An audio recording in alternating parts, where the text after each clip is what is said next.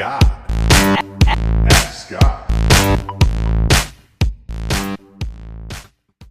Guys, so that's what you're going to hear here. You're going to hear myself and Chris Schaefer talking about this question about pay-per-click. But first off, I'll let the person ask the question, and then we'll go ahead and answer it for you.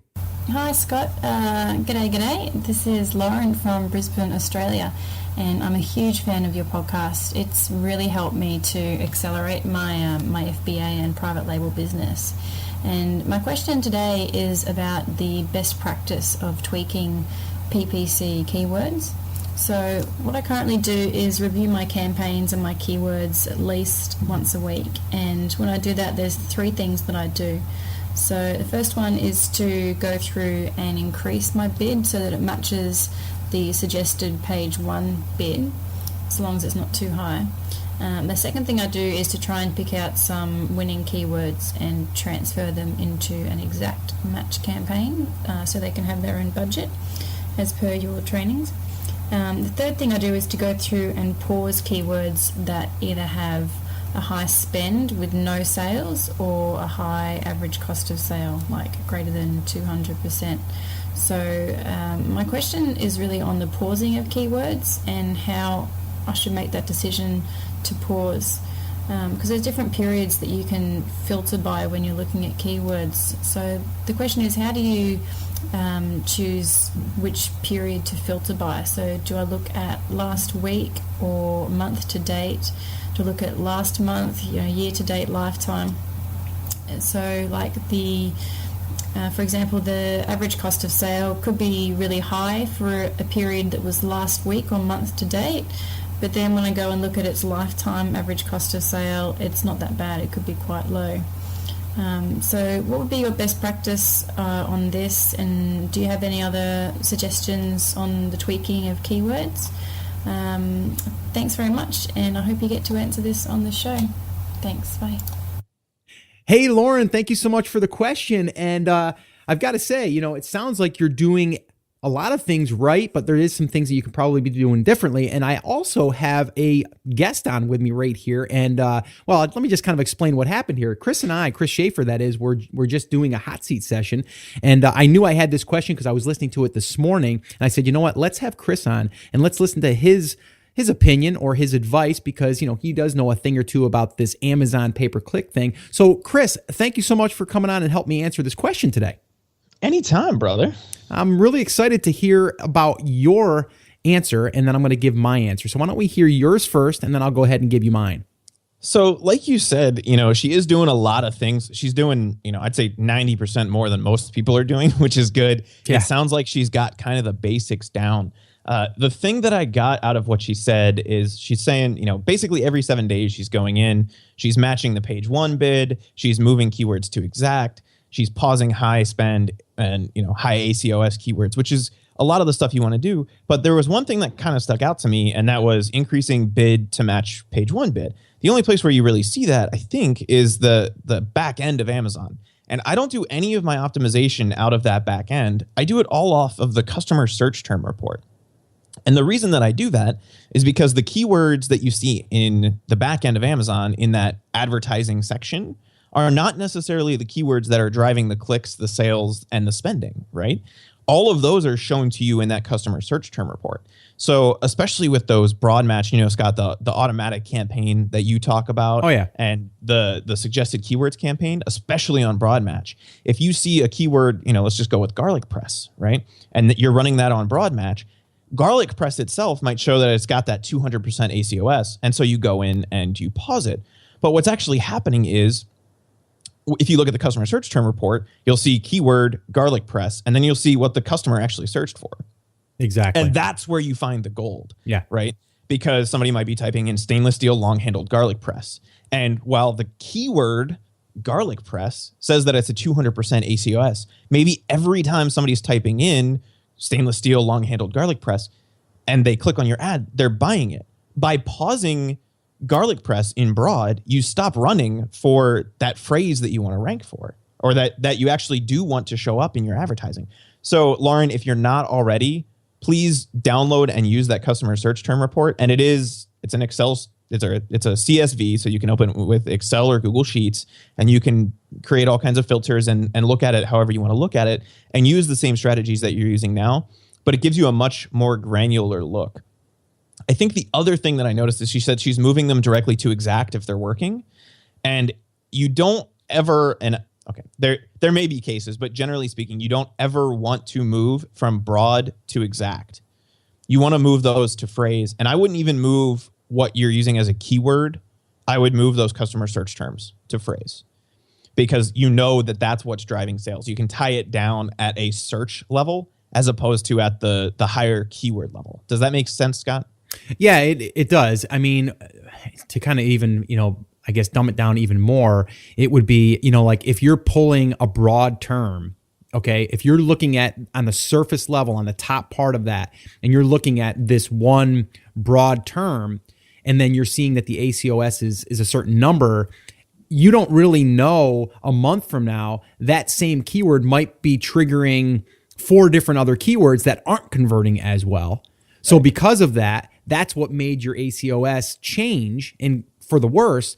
But if you were to see that in the back end, you can see that, well, the keyword that really converted was the one that was being searched for, not necessarily the broad. The broad was just triggering the related part of that keyword. And then from there, you can take that and move it into a phrase versus just taking it all the way from a broad to an exact.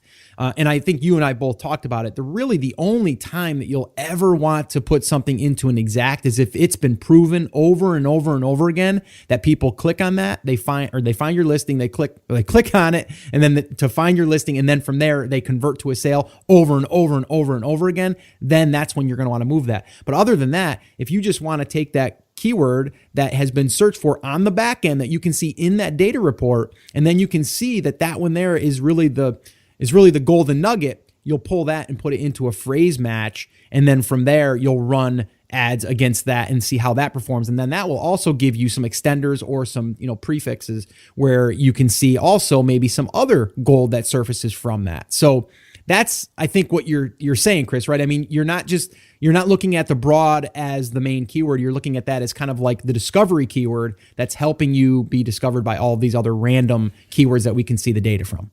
Right. I don't even look at those keywords. I basically hide the keyword column when I download that customer search term report because I don't care. Mm-hmm. The only thing I care about is what the customers are searching. Right. It doesn't matter to me what triggered that.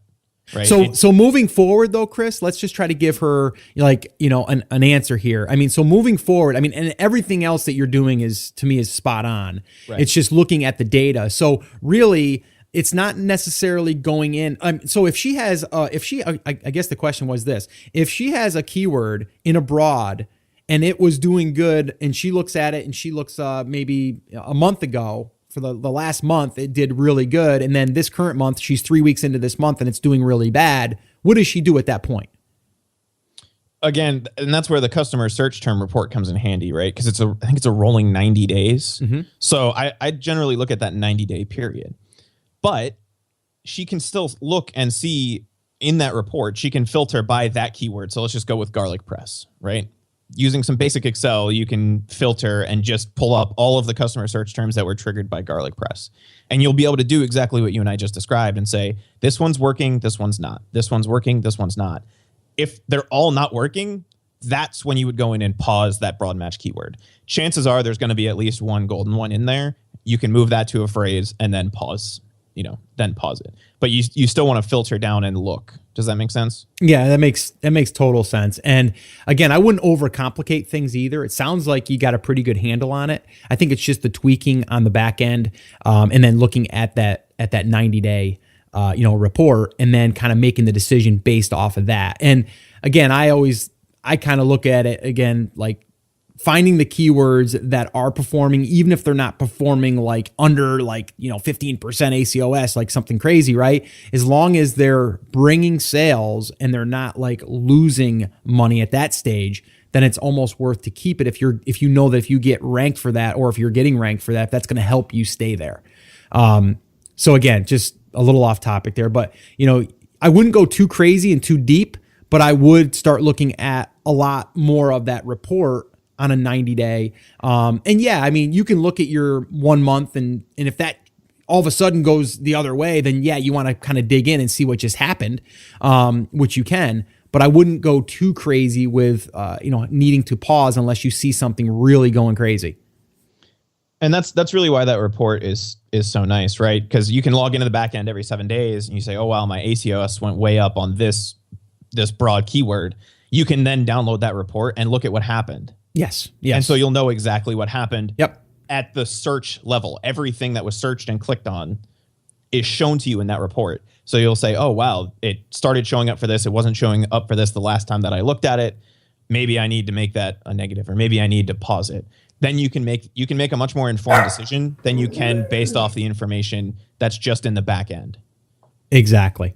Okay, so that's pretty much it. So Chris, thanks for hanging out with me a little bit longer here so we can go ahead and get that answered. And anyone that wants to know more about pay-per-click stuff, I'll give you the episodes. There's episode 119, so theamazingseller.com/119. There's also episode 129, which is big mistakes to look out for. And then also 164, which was how to improve your pay-per-click campaigns to perform better. And that one there was with Ty Roney. So if you guys want to submit a question, head over to theamazingseller.com/ask, and you can do that. I want to also, again, remind you guys, if you're brand new and this is your first time to the show, I want to welcome you. I love hanging out with you guys. This is just awesome to be able to virtually connect like this. And that's why I love the Ask Scott sessions. But if you are brand new and you're just getting your feet wet and you don't understand the entire process, the entire business model, I would recommend attending one of my live free workshops. This is where I break it down for you in 5 phases: how to pick a market and a product, how to source it,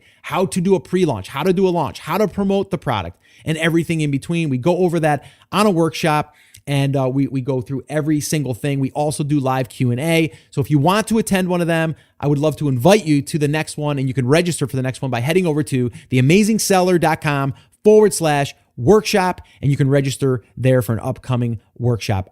Well, hey there. Thank you so much for listening to that episode of Ask Scott. Now, that was just a highlight from one of our full episodes where I generally answer 3 to 4 questions on a podcast. If you want to go back and listen to all of the past archives of not just the Ask Scott session, but all of the full episodes where I do interviews with top Amazon sellers, people starting from scratch and building a business, if you want to listen to any of those episodes, head over to theamazingseller.com and you can find all of that over there. You can also find details there on how you can ask your own question and get it aired on an upcoming Ask Scott session and possibly see it here on YouTube or just on the podcast. All right, so definitely head over to theamazingseller.com. There's tons of resources over there for you to be able to build your e-commerce and Amazon business. So definitely go check that out. Now, I just wanted to remind you one thing before I let you go. There's a lot of information out there, and some of it is really, really good. But what I want you to remember is you have to not just consume the information, you have to actually apply that information.